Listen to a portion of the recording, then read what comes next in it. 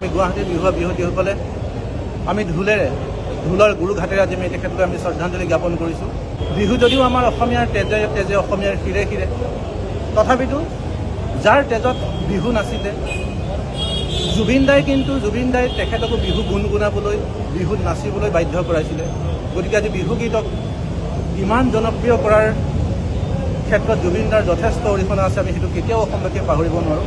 আৰু জুবিন দাৰ কণ্ঠৰ বিহু শুনি আচলতে বিহু তেজত নথকা ব্যক্তিও বাহিৰৰ ব্যক্তিও বিহু গুণগুণাবলৈ বাধ্য হৈছিল।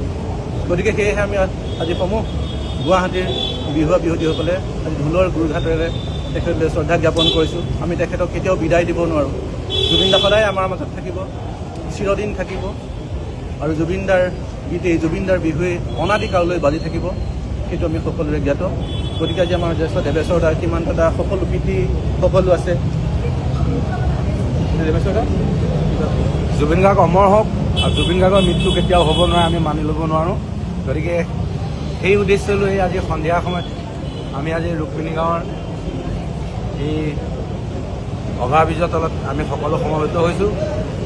জুবিন গাৰ্গৰ কাৰণে আমি ঢোলেৰে ধৰ্মীয় ৰীতি নীতিৰে আমি গুৰুঘাট বজাই জুবিন গাৰ্গৰ কাৰণে আমি ভগৱানৰ ওচৰত প্ৰাৰ্থনা কৰিছোঁ, তেওঁ স্বৰ্গত স্থান পাওক আৰু সকলো অসমীয়া হৃদয়ে হৃদয়ে জুবিন গাৰ্গে বিৰাজ কৰি থাকক। জয় জুবিন দা, জয় জুবিন দা, জয় জুবিন দা।